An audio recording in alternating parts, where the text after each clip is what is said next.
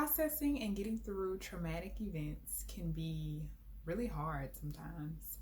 And in the moment, we may not know how to process what's going on. What's up, y'all? Welcome to How To Mondays on Gratified Grad, where it's my goal to help you graduate with gratification. Today's video, we are going to talk about what to do when you experience a traumatic event such as losing a loved one or having a very emotionally triggering experience, be it a stressful meeting or something that just really rattles you. Processing and getting through traumatic events can be really hard sometimes.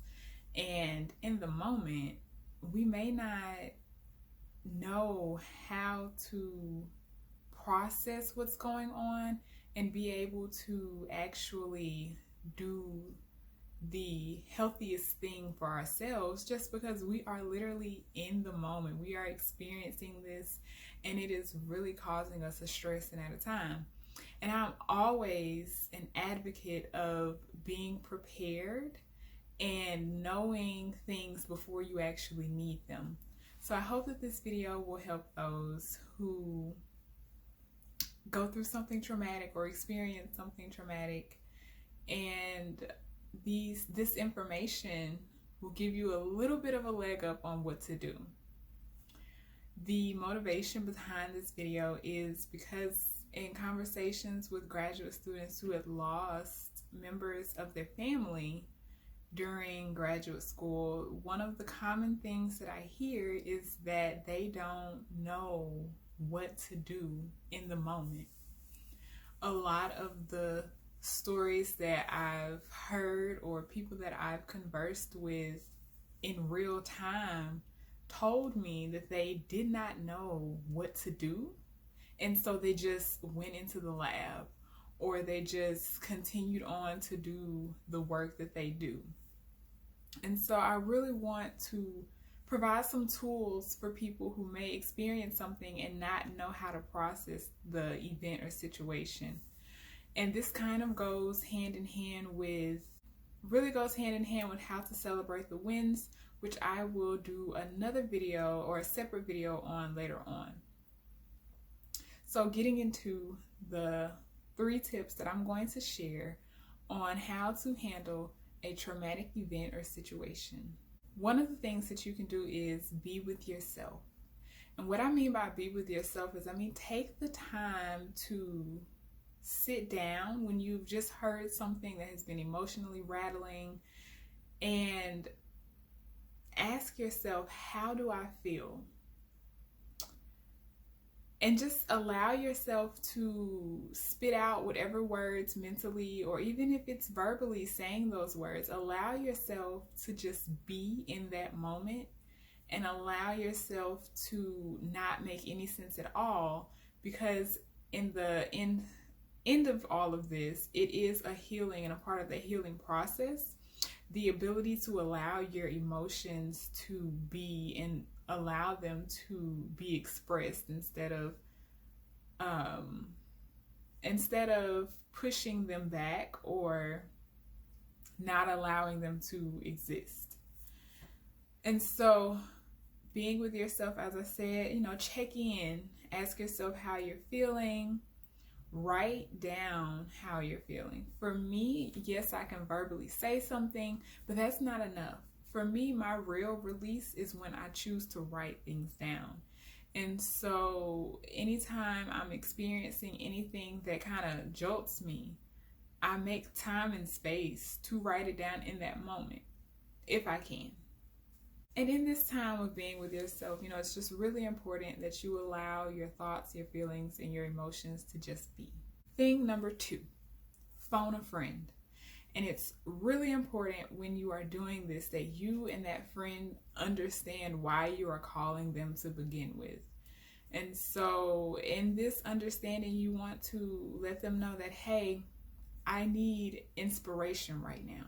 or I just need your presence on the phone while I cry right now, or I need you to give me some advice. I need you to tell me what to do, or just making sure that when you call this person that they know how that they can effectively help you.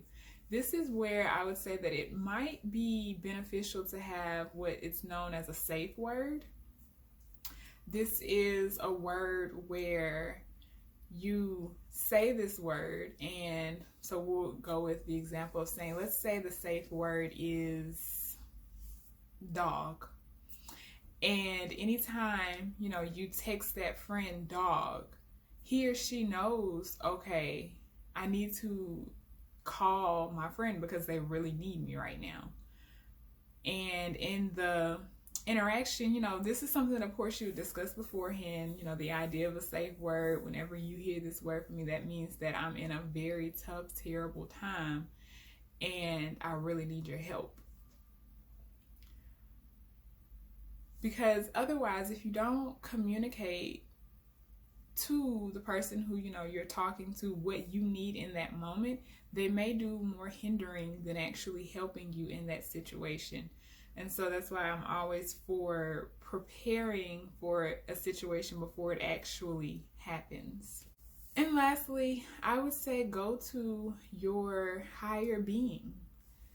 For me, that would be me praying, me taking the time to just sit and ask for strength and help. It kind of goes along with being with myself, but it's a difference when you just allow your emotions and feelings to flow versus when you are going to your higher being and you are leaning on something that is greater than you.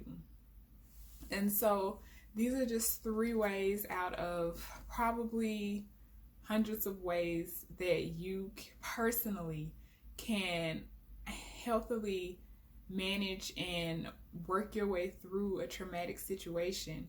And so I just hope that, this video gets you to thinking about what are different ways that you can show up for yourself in moments that are really important. This is one of those parts of self-care that people don't really talk about, but it's all still a part of self-care and it's all very important. Let me know in the comments what your ways of handling a traumatic situation is, or if you are going to try one of the ones that I just suggested, or if you've tried them before, let me know how it's worked out for you. I hope that this video was helpful, and I hope that you have another tool to add to your toolbox so that you can graduate with gratification. Bye.